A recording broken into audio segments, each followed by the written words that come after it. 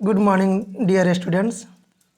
मैं रितेश कुमार आर्य, शासकीय नवीन महाविद्यालय चांदनी बिहारपुर, समाजशास्त्र डिपार्टमेंट से। तो पिछले क्लास हम लोग पढ़े थे जनजातियों का वर्गीकरण, है ना। आज इस समाजशास्त्र के सेकंड चैप्टर जनजाति का वर्गीकरण, है ना, भाग 3 हम लोग देखेंगे जनजातियों का भौगोलिक वर्गीकरण। ठीक है, अर्थात जनजातियों का जो वर्गीकरण है वो आज हम लोग पढ़ेंगे भौगोलिक वर्गीकरण। ठीक है, geographical classification of tribes in India. ठीक है, तो देखिए विभिन्न विद्वान ने भारत के विभिन्न भौगोलिक क्षेत्रों के आधार पर मानकर यहाँ जनजातियों का वर्गीकरण प्रस्तुत किया। ठीक है, भौगोलिक क्षेत्र अर्थात हर क्षेत्र के आधार पे, है ना। जैसे हम देखें तो पूर्वी, पश्चिमी, उत्तरी, दक्षिणी, ठीक है, इन सभी आधारों पर जो है वर्गीकरण किया गया है जनजातियों का। इसमें बहुत सारे समाजशास्त्री हैं। ठीक है, तो चलते हैं आज के मुख्य टॉपिक के ऊपर, जनजातियों का भौगोलिक वर्गीकरण। तो देखिए एक समाजशास्त्री हैं, भारतीय समाजशास्त्री डॉक्टर AC दुबे, है ना, श्यामा प्रसाद AC दुबे, है ना। उन्होंने भौगोलिक आधार पर जनजातियों के 4 भागों में विभाजित किया। ठीक है, तो जो श्यामाचरण दुबे हैं उन्होंने 4 भागों में डिवाइड किया। पहला जो है आपका उत्तर पूर्वी क्षेत्र, दूसरा मध्यवर्ती क्षेत्र, तीसरा दक्षिणी क्षेत्र और चौथा जो है आपका पश्चिमी क्षेत्र है। ठीक है, देखिए आपका ये है। ठीक है, उत्तरी पूर्वी क्षेत्र है, दूसरा मध्यवर्ती क्षेत्र है, तीसरा दक्षिणी क्षेत्र है ना, और चौथा जो है आपका पश्चिमी क्षेत्र है। ठीक है, तो श्यामाचरण दुबे हैं, उन्होंने 4 भागों में विभाजित किया है ना। तो यदि हम उत्तरी पूर्वी क्षेत्र को देखें तो उत्तरी पूर्वी क्षेत्र में जो है आपका जो राज्य आते हैं वह है जम्मू तथा कश्मीर, है ना, जम्मू एंड कश्मीर और हरियाणा, पंजाब और उत्तर प्रदेश, बिहार, ठीक है, और असम, नागालैंड, मणिपुर, त्रिपुरा तथा मेघालय, है ना। ये मेघालय है। देखिए यहाँ पे है उत्तरी पूर्व क्षेत्र में जो आपके आते हैं जम्मू एंड कश्मीर, हरियाणा, ये जो क्षेत्र है पूर्वी क्षेत्र में आपके ये राज्य आते हैं। ठीक है, और दूसरा आता है आपका मध्यवर्ती क्षेत्र। ठीक है, तो मध्यवर्ती जो क्षेत्र है उसमें जो है आपके आते हैं राजस्थान के कुछ हिस्सा आता है और आपका मध्य प्रदेश, ठीक है, और उसके अलावा बिहार, उड़ीसा के कुछ भाग आते हैं, है ना। और यदि हम देखें तो आपका दक्षिण क्षेत्र जो है, उस दक्षिण क्षेत्र में जो है आपका महाराष्ट्र, कर्नाटक, आंध्र प्रदेश, तेलंगाना, तमिलनाडु, है ना, केरल आते हैं। और हम पश्चिम क्षेत्र को देखें, है ना, पश्चिम क्षेत्र को यदि देखें तो पश्चिम क्षेत्र में आपके आते हैं गुजरात, राजस्थान तथा मध्य प्रदेश के कुछ भाग आते हैं। ठीक है, तो इस तरह जो थे श्यामाचरण दुबे ने 4 भागों में, है ना, जनजातियों को वर्गीकृत किए थे। ठीक है, राय बर्मन महोदय एक, उन्होंने 6 भौगोलिक क्षेत्रों में बांटा है। ठीक है, उसमें हम पहले देखें तो आपका पहला आता है उत्तरी क्षेत्र, दूसरा उत्तरी पूर्वी क्षेत्र, तीसरा मध्य पूर्वी क्षेत्र और चौथा दक्षिण क्षेत्र, और पांचवा है आपका पश्चिम क्षेत्र, और छठा आता है आपका अंडमान निकोबार द्वीप समूह, है ना। तो ये जो है आपका राय बर्मन महोदय जनजातियों को 6 भौगोलिक क्षेत्रों में विभाजित किए हैं। ठीक है, और यदि हम देखें BS गुहा महोदय, उन्होंने 3 मुख्य क्षेत्रों में विभाजित किया। ठीक है, और मजुमदार तथा मदान साहब जो हैं उन्होंने भी, है ना, मजुमदार और मदान जो हैं उन्होंने भी BS गुहा द्वारा दिए गए वर्गीकरण को सबसे अधिक उपयुक्त माना है। ठीक है, अर्थात जो आपका मजुमदार हैं, मदान हैं और BS गुहा महोदय, है ना, ये तीनों का जो है आपका वर्गीकरण समान है, सेम टू सेम है। ठीक है, तो चलिए हम लोग इनको भी देख लेते हैं कि उन्होंने 3 भागों में किस तरह से डिवाइड किया है। ठीक है, तो उत्तर एवं उत्तरी पूर्व क्षेत्र में जो है north and north east zone, है ना, इसमें डॉक्टर गुहा के अनुसार यह क्षेत्र जो है आपका आता है लेह और जम्मू कश्मीर से हिमालय की ओर बढ़ता हुआ भारत के उत्तरी पूर्व सीमा प्रांत तक फैला हुआ है। ठीक है, जम्मू कश्मीर से लेके हिमालय की ओर। ठीक है, और भारत के उत्तरी पूर्व जो सीमा का प्रांत है उसमें ये फैला हुआ है। तो इस क्षेत्र में हम देखें तो आपके आते हैं जम्मू कश्मीर। ठीक है, जम्मू कश्मीर जानते होंगे आप लोग, जो भारत का शीर्ष कहलाता है। ठीक है, फिर आपका आता है हिमाचल प्रदेश, पंजाब, उत्तराखंड, उत्तर प्रदेश, असम, बिहार का अधिक हिस्सा भी आता है इसमें, है ना, उत्तर एवं उत्तरी पूर्व में ही। और इसके अलावा हम देखें तो अरुणाचल प्रदेश है, मेघालय है, नागालैंड है, सिक्किम है, त्रिपुरा है तथा पश्चिम बंगाल का उत्तरी क्षेत्र भी इस उत्तर एवं उत्तरी पूर्व क्षेत्र में आता है। ठीक है, तो इन जो आपका उत्तर और उत्तरी पूर्व क्षेत्र है इसमें निवास करने वाले जनजातियाँ कौन कौन है तो उसको भी हम लोग देख लेते हैं।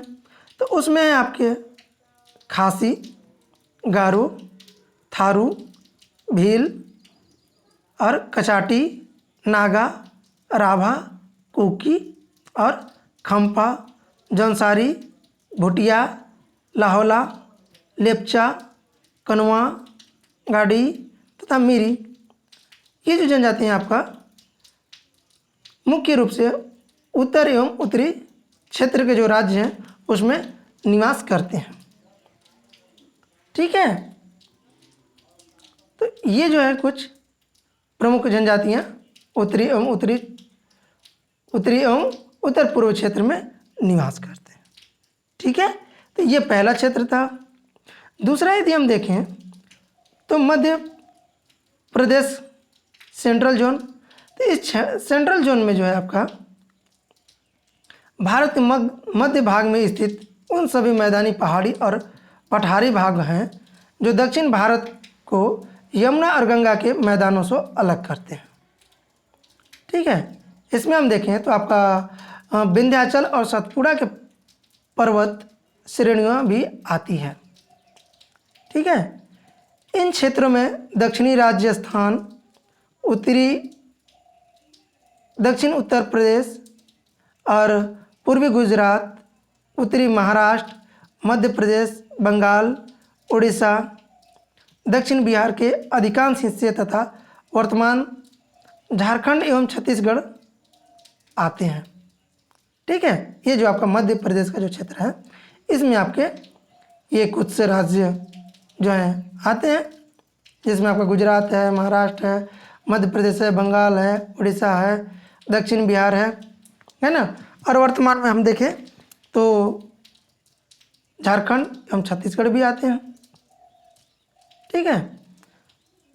और इन राज्यों में जो है निवास करने वाले जनजातियों जो हैं उनमें आपके आते हैं संस्थाल और गोंड, है ना। ये संस्थाल और जो गोंड हैं वे हम देखें तो सबसे बड़ी जनजातियां हैं जो मध्य क्षेत्र में निवास करते हैं, जिनकी जनसंख्या यदि हम देखें तो लगभग 1 करोड़ से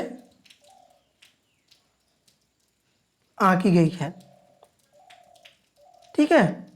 इसके अतिरिक्त और जो हैं जनजाति हैं आपके ओरांव हैं, है ना, आपके ओरांव, ठीक है, और बैगा, मुंडा, भील, हो, खरिया, कमर, कोटा, कंवर, सारिया, कोरकू, है ना। ये जो हैं जनजाति ये आपका मध्य प्रदेश के क्षेत्र में प्रमुख जनजाति के रूप में आते हैं। ठीक है।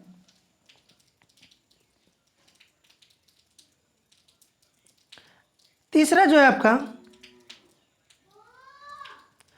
दक्षिण क्षेत्र, साउथर्न जोन।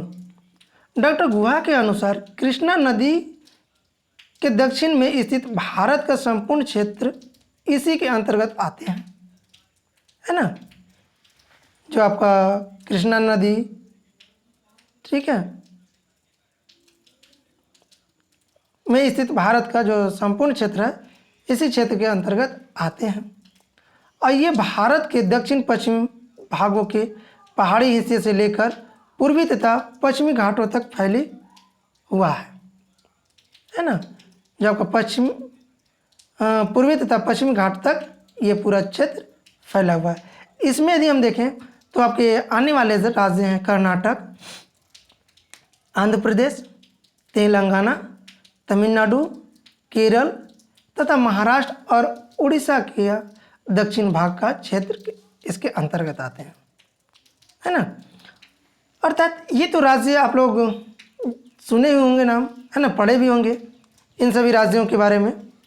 तो थोड़ा सा एक बार आप लोग मैप को भी देख लीजिएगा। जब मैप को यदि देखेंगे तो आपको पूरी तरह से क्लियर हो जाएगी कि कौन से राज्य किस भाग में है, किस क्षेत्र में है। ठीक है।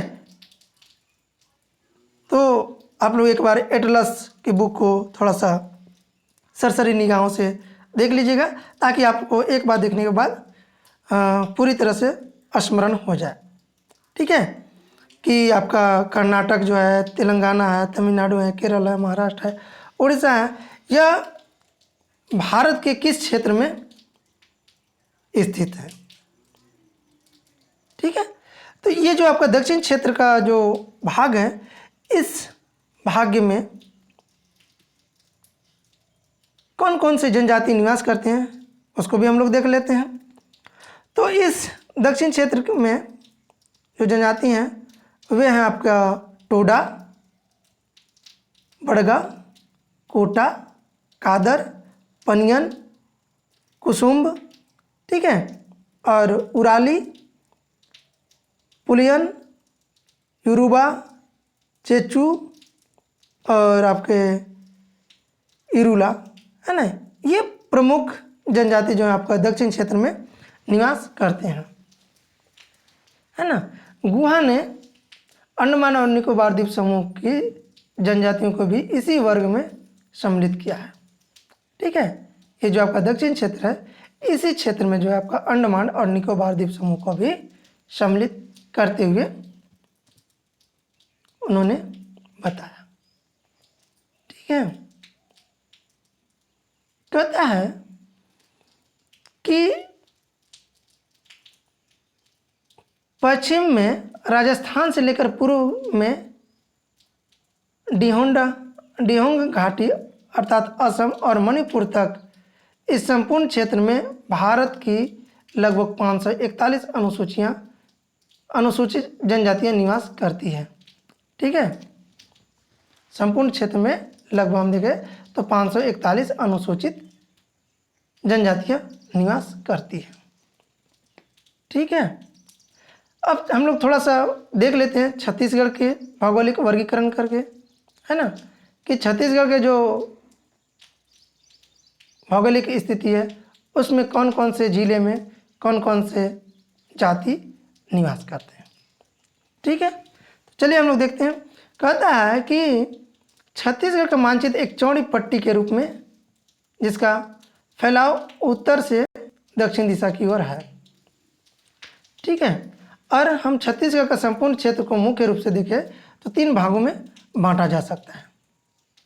ठीक है, तो उत्तरी क्षेत्र है ना, उत्तरी क्षेत्र है, मध्य क्षेत्र और दक्षिण क्षेत्र, इन 3 क्षेत्रों में डिवाइड किया जा सकता है।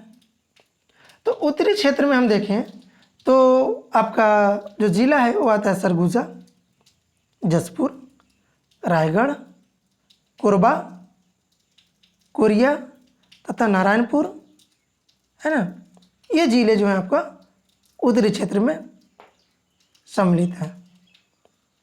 ठीक है, और इन जिलों में जो हैं जो जनजाति निवास करते हैं वो हैं आपके उरांव, कंवर, नगेसिया, कोरवा, मुंडा, धनवार, भूमिया, सवोता, बियार, बिरहोर, खरिया, मझवार, खिरवार, कांद, सांवरा, बैगा तथा अगरिया। ये जो जनजाति हैं आपको प्रमुख रूप से उत्तरी क्षेत्र में निवास करने वाले हैं। ठीक है, आगे हम लोग देखते हैं मध्य क्षेत्र, है ना। ये मध्य क्षेत्र जो है इसमें आपका जो जिला है वो आते हैं बिलासपुर, जांजगीर चांपा, रायपुर, राजनांदगांव, दुर्ग तथा कवर्धा, जिसको हम लोग जाने तो कबीर धाम के भी नाम से जानते हैं। ठीक है, तो ये जो जिले हैं ना आपके मध्य क्षेत्र में आते हैं।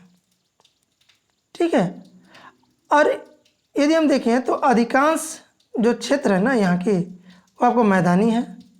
ठीक है, और जंगलों और पहाड़ भी हैं। ठीक है, तो ये मध्य क्षेत्र में रहने वाले जो जनजाति हैं वे हैं आपके गोंड, कंवर, हल्बा, भूमिया, ठीक है, और अगरिया, बैगा और कांध, पारधी, सांवरा, बिजवार, प्रधान, धनवार, पैना तथा सवोता। ये आपके मध्य क्षेत्र के मुख्य जनजाति जो है वो निवास करते हैं। ठीक है, और आपके लास्ट में आपका आता है दक्षिण क्षेत्र। तो दक्षिण क्षेत्र में जो है आपका बस्तर और दंतेवाड़ा सबसे बड़े जनजाति जिले हैं, ये आप लोग जानते होंगे, है ना, और जिसमें कांकेर जिले में जनजातियां भी आ जाती हैं। ठीक है, तो दक्षिण क्षेत्र में सबसे अधिक जनजातीय जनसंख्या जो है आपका जो है गोंड, हल्बा और भतरा जनजातियों की है ना। इसके अतिरिक्त और देखें तो आपके आते हैं पारधी, मुरिया, माड़िया तथा प्रधान भी आती है। ठीक है, वास्तविकता तो यह है कि छत्तीसगढ़ को विभिन्न जनजातीय क्षेत्र में विभाजित करने के बाद भी एक ही जनजाति के लोग विभिन्न क्षेत्रों में पाए जाते हैं, है ना। अर्थात यदि हम देखें तो एक विशेष भौगोलिक क्षेत्र तक ही सीमित है। ठीक है, इसीलिए जनजातियों का वर्गीकरण होना जरूरी था, क्योंकि अलग अलग क्षेत्रों में भी जो यहाँ जनजाति निवास करते हैं। ठीक है, तो आज की क्लास हम लोग यहीं पे स्थगित करते हैं। ठीक है, तो आप लोग को यह वीडियो कैसा लगा इसके बारे में अपना कमेंट ज़रूर कीजिएगा, और यदि यह वीडियो अच्छी लगी तो हमारे चैनल को सब्सक्राइब और लाइक कीजिएगा, और बेल आइकन को भी दबाइएगा, ताकि जब भी हम समाजशास्त्र पर वीडियो बनाएं तो आपके पास सबसे पहले नोटिफिकेशन पहुंचे और उसकी जानकारी भी प्राप्त हो। ठीक है, धन्यवाद।